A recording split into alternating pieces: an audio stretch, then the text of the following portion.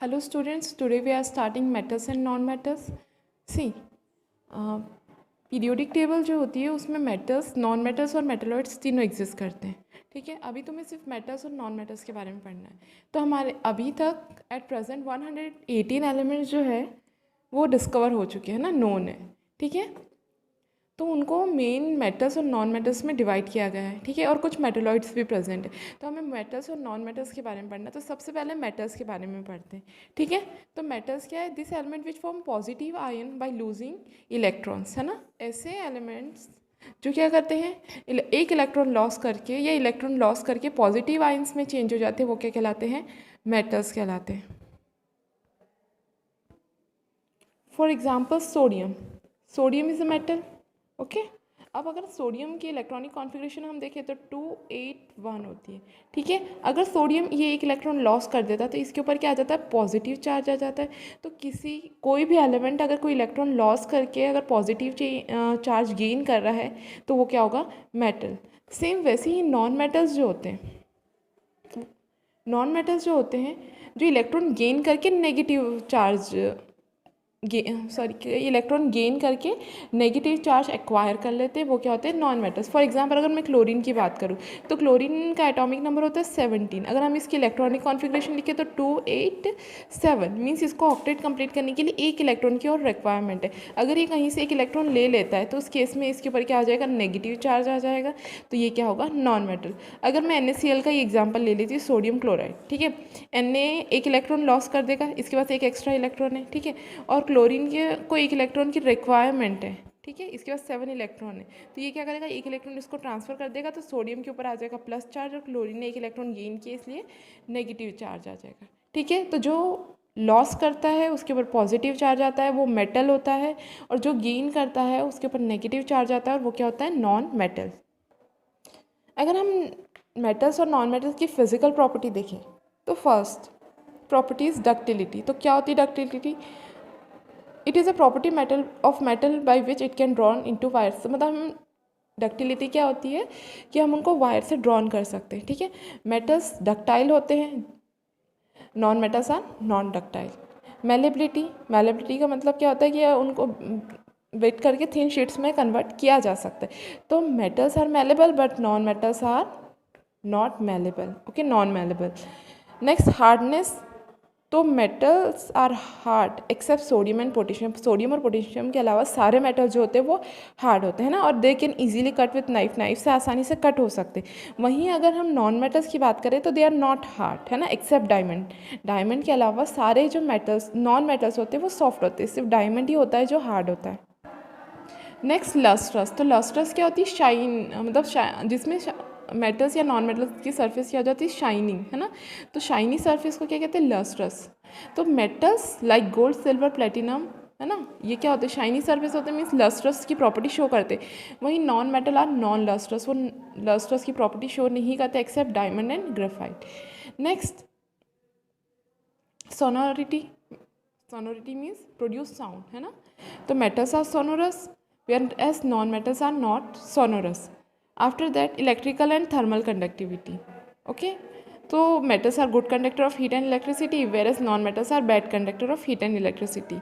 After that, melting and boiling point. तो metal generally have high melting point and boiling point means metal का melting और boiling point बहुत ही high होता है, और अगर हम non-metal की बात करें तो उनका boiling point बहुत ही low होता है. Okay, after that chemical properties of metals and non metals. तो अगर केमिकल प्रॉपर्टीज देखें तो पॉजिटिव और नेगेटिव आए तो मेटल इलेक्ट्रोपॉजिटिव होते हैं. ठीक है, क्यों? क्योंकि वो एक इलेक्ट्रॉन लॉस करते हैं और पॉजिटिव आयंस में चेंज हो जाते हैं. नॉन मेटल्स इलेक्ट्रोनेगेटिव होते हैं क्योंकि वो इलेक्ट्रॉन एक्सेप्ट करते हैं और नेगेटिव आयंस में चेंज हो जाते हैं.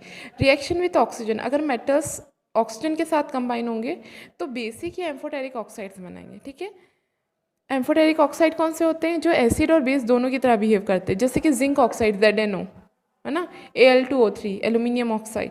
तो एम्फोटेरिक ऑक्साइड्स वो होते हैं जो एसिड और बेस दोनों की तरह बिहेव करते हैं. Non metals combine with oxygen to form acidic और न्यूट्रल ऑक्साइड. नॉन मेटल्स जब ऑक्सीजन के साथ कंबाइन होते हैं तो वो एसिडिक या न्यूट्रल ऑक्साइड्स फॉर्म करते हैं.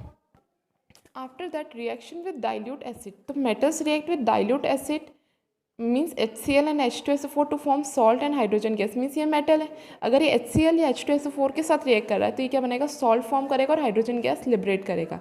अगर HCl के साथ कर रहा है रिएक्ट तो MgCl2 बनेगा, अगर H2SO4 के साथ करेगा तो MgSO4 बनेगा, Mg2SO4 है ना, मैग्नीशियम सल्फेट बनाएगा। आफ्टर दैट अगर नॉन मेटल्स की हम बात करें तो non metal do not displace dilute acid as it is not do not supply H+ ion. तो नॉन मेटल क्या करेगा, डाइल्यूट एसिड को डिस्प्लेस नहीं करेगा क्योंकि वो H+ आयन सप्लाई कर ही नहीं सकता है ना, non metals. After that reaction with water, तो metal react with water and produce metal hydroxide. Means ये क्या करेगा, अगर वाटर के साथ हम रिएक्ट करते तो ये मेटल हाइड्रोक्साइड बनाता है। जैसे पोटेशियम मेटल है, वाटर के साथ रिएक्ट करने पर KOH पोटेशियम हाइड्रोक्साइड बना रहा है। Non metal does not react with water, ये वाटर के साथ रिएक्ट नहीं करता है। आफ्टर रिएक्शन विथ क्लोरीन, जब मेटल क्लोरीन के साथ रिएक्ट करेगा तो मेटल क्लोराइड फॉर्म करेगा, ठीक है। Which are electrovalent compound, electrovalent compound means ionic compound. अभी हम देखेंगे इलेक्ट्रोवैलेंट या आयोनिक कंपाउंड होते क्या है, ओके। तो अगर कैल्शियम क्लोरीन के साथ मिल रहा है तो CaCl2 फॉर्म कर रहा है, मीन्स मेटल क्लोराइड बनाएगा। और नॉन मेटल अगर क्या बनाएगा, कोवलेंट क्लोराइड। कोवलेंट मीन्स जिसमें शेयरिंग होती है ना, ऐसे कंपाउंड जिसमें शेयरिंग होती है, okay. Solution of other metal, when metal is reacted with salt solution it displaces, okay, displaces मतलब वो क्या करता है, उससे कम रिएक्टिव वाले मेटल को क्या करता है, डिस्प्लेस कर देता है, ओके। जैसे आयरन ज़्यादा रिएक्टिव है कंपेरिजन टू कॉपर, तो ये क्या करेगा, कॉपर को डिस्प्लेस कर देगा और FeSO4 बना लेगा, ठीक है। तो ये डिस्प्लेसमेंट रिएक्शन भी शो करते हैं। अगर रिएक्टिविटी सीरीज़ की हम बात करें तो पूरी मतलब रिएक्टिविटी सीरीज़ की अगर बात करें तो सबसे ज़्यादा रिएक्टिव होता है पोटेशियम और सोडियम, ठीक है, मोस्ट रिएक्टिव मेटल होते हैं। इनको केरोसिन में सोडियम क्वेश्चन आता है कि why does kerosene is sodium is kept in kerosene. तो केरोसिन में क्यों रखा जाता है, क्योंकि वो हाईली रिएक्टिव होते हैं, कभी भी फ्री स्टेट में भी नहीं पाए जाते, ठीक है। जो भी highly reactive most reactive metals होते हैं वो फ्री स्टेट में कभी नहीं पाए जाते, हमेशा कंबाइंड स्टेट में पाए जाते हैं, ओके। तो ये केरोसिन में इसलिए रखा जाता है क्योंकि ये क्या कर लेता है, ऑक्सीडाइज होकर ये एयर के साथ रिएक्ट करके क्या कर लेता है, रिएक्ट कर जाता है, ठीक है। इसलिए इसको हमेशा केरोसिन में रखा जाता है। और पोटेशियम सोडियम ये कभी भी फ्री स्टेट में नहीं पाए जाते, ये हमेशा कंबाइंड स्टेट में ही प्रेजेंट रहेंगे। लीस्ट रिएक्टिव की हम बात करें तो वो होगा गोल्ड, सिल्वर, प्लेटिनम, है ना, ये लीस्ट रिएक्टिव एलिमेंट है, ठीक है। आफ्टर दैट आयोनिक कंपाउंड, तो आयोनिक कंपाउंड क्या होता है, cation form metal and anion form of non metal react to form ionic compound. मैं एग्जांपल लेके बताती हूँ। See here MgO, okay, magnesium oxide, जिसमें मैग्नीशियम मेटल है और ऑक्सीजन क्या है, नॉन मेटल। अगर हम मैग्नीशियम की बात करें तो मैग्नीशियम का एटॉमिक नंबर होता है 282, है ना, क्योंकि इसका एटॉमिक नंबर 12 होता है तो इलेक्ट्रॉनिक कॉन्फ़िगरेशन ये हो गई। वहीं ऑक्सीजन का एटॉमिक नंबर 8 होता है तो इलेक्ट्रॉनिक कॉन्फ़िगरेशन 26। मीन्स मैग्नीशियम के पास outermost 2 valence electron present है, वहीं ऑक्सीजन के पास 6 इलेक्ट्रॉन प्रेजेंट है, ठीक है। इसको अपना ऑक्टेट कंप्लीट करने के लिए 2 इलेक्ट्रॉन की रिक्वायरमेंट है, तो ये मैग्नीशियम क्या करेगा, इसको 2 इलेक्ट्रॉन ट्रांसफ़र कर देगा, ठीक है। मीन्स मैग्नीशियम ने 2 इलेक्ट्रॉन ट्रांसफ़र किए तो इसके ऊपर 2+ चार्ज आ गया, और ऑक्सीजन ने 2 इलेक्ट्रॉन गेन किए इसलिए उसके ऊपर 2- चार्ज आ गया, ठीक है। तो इसी को क्या कहते हैं, आयोनिक कंपाउंड, जिसमें transfer of electron takes place, okay.